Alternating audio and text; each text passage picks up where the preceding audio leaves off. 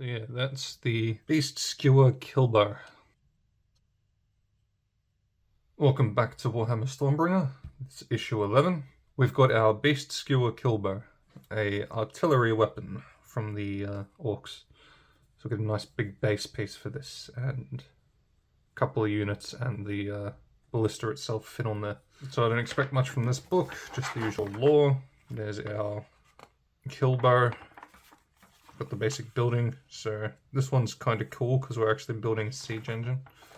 It's got like all the little parts for it, and they've got a giant quiver. It's kind of funny. So we've got the painting. So most of it's going to be brown. That looks terrible at the finish of this painting. Just a brown mess. Usual gameplay stuff. And yeah, there's our next two editions. So these magazines really don't have much in them. So I'm wondering whether I should really even show these unless they've got interesting things in them. But let's get into building the model.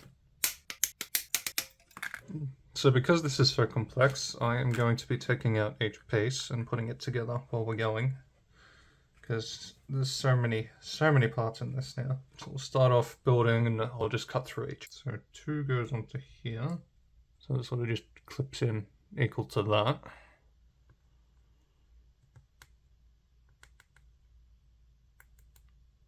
It's honestly a bit weird that there's a bit of an empty space there. I don't know why that's part of it, but that is how it goes. This little spool thing goes in this peg hole. So I'm assuming there's going to be a part that sticks onto this side. So that rope basically becomes this rope. So I've just cut out 5 and 6. They look exactly identical pretty much. There's maybe the slightest difference between them, but this is why I want to do them separately, because I don't know if there is actually any difference. Okay, so 7 goes in here. Man, this is flimsy. This is... I don't know how safe this is to put together. I might have... Yeah, I probably should have put these on first. I can sort of brace... Ooh, that was close. Okay. I just realized there's a piece there that I didn't clean off. Because it's 2 separate pieces, they want to break, essentially. It's really annoying. And there was another piece there that I missed. Alright, so everything's loosely fit so that they can be moved. It's a cool looking interlaced thing of wood. This one's really hard to cut out. Sort of have to go from behind, because going from the front sort of gives you a bad angle. So unfortunately we sort of bent a spike there, and it looks like there's a couple that aren't supposed to be on there. So as far as I know, I didn't break those off, but yeah, that one's bent. I don't quite like the design that they did for the sprues, because it was so hard to really get in there, because you're like struggling trying to fit stuff in. But other than that, the thing looks pretty cool. So yeah, in the picture it has the pieces missing, so I'll try and line that up. Alright. Oh yeah, it would have to be that way anyway, because the hole goes on there.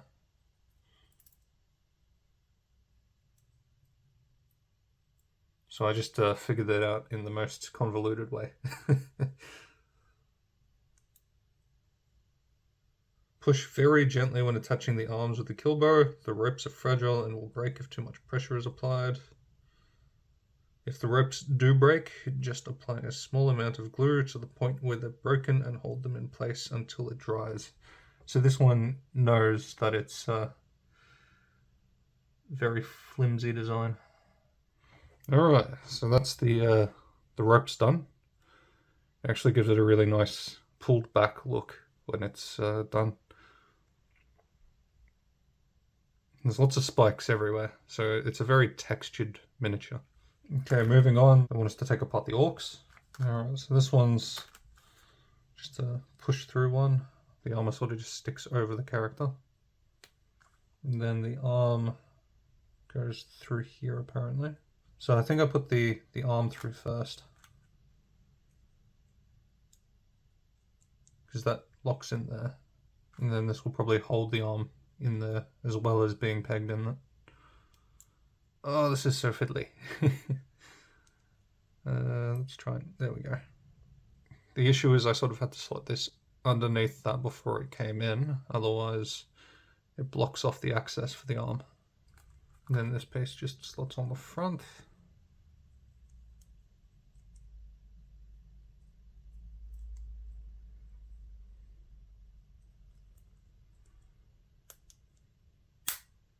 Oop, that clicked in. Holy crap, that's like a solid piece now. Can't even see any seams. There is a seam there, but this thing's solid now. That was a really good design. And then the headpiece just goes in there. So this mini, surprisingly, is the most solid mini we've had so far. This thing feels like a resin print. Except it's light. So this one's cool. I like this. Alright, so this guy attaches to here somewhere. I think it's there. So there's like a little thing that goes through there to the other side, if you can see that. So it goes all the way through, and then this arm connects into that.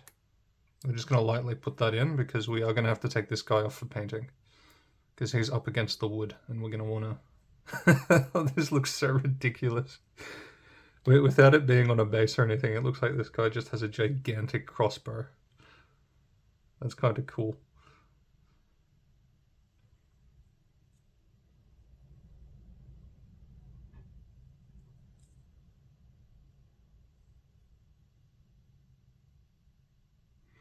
Alright, so that guy holds onto that. Then we make a little grot winder. So it seems that all the little orcs are called grots. Grots are bullied by cruel boys into doing all the boring jobs orcs can't be bothered to do, like loading their bows. Cruel boys big shot. Only the largest and most influential orc archers may wield the Killbow in battle. So this guy bullies the little one. And then this little grot winder, he goes on this thing. So that's what closes off the little thing here. So if I set that up, it should be this sort of an angle. So he's pulling this thing back while this guy aims. It's a bit of an awkward mini, to be honest, because I feel like he should have already done his job and pulled back on this thing before this guy's holding it like this. But now onto the reloading guys. This is quite a tedious build, to be honest, for such a small thing. It's got so many parts. So this one just slots in there. There's like a little bump and a divot. So that just goes in there. And then this one goes on top of it. So this little guy's put together, and then his head goes on. Okay, so that's that little guy done. And then he just gets the little reload pack, number 20. Okay, so that's not really held in by anything.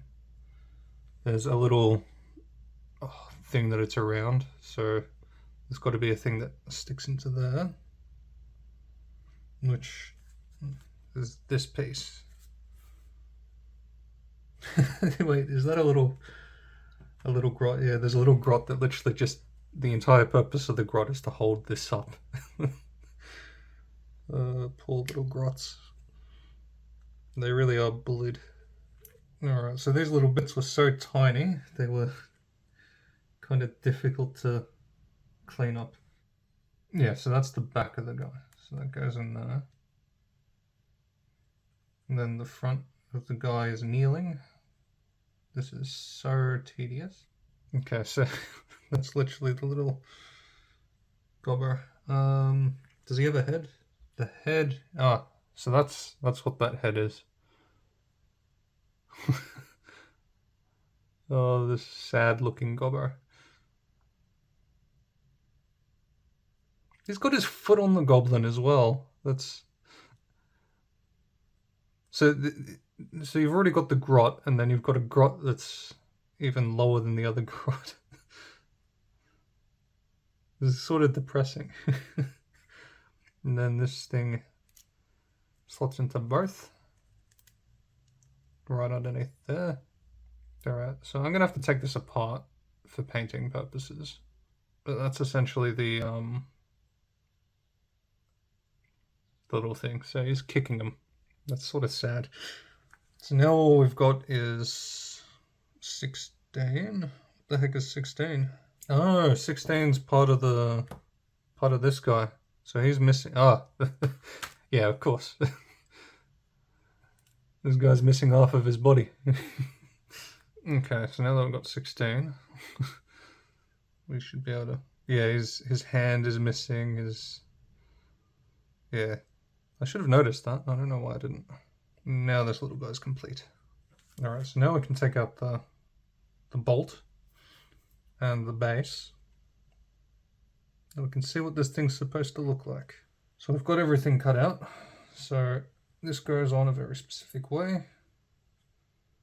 These little guys, so these guys go on here. So they fit on there as the reloaders. We have our little spear piece, which goes into the weapon. It actually slots in at a certain point. Slots in that way. Yeah. So it actually slots into a spot. So that's the completed one. And then sort of fits in there. These are pulled back a bit to line up with that. It's a very fiddly model. Okay, so that's the completed model. I'm not pushing it all the way in because we still want to take it out for painting. But that is quite a complex model, surprisingly. So you've got the little scene of him pushing away while trying to shove this in. This guy's ratcheting up the thing so that this can fire out. Yeah, that is quite a nice model. It's quite solid as well. It's got a big base which goes into here. So that'll fit on like that. So yeah, that's the Beast-Skewer Killbow.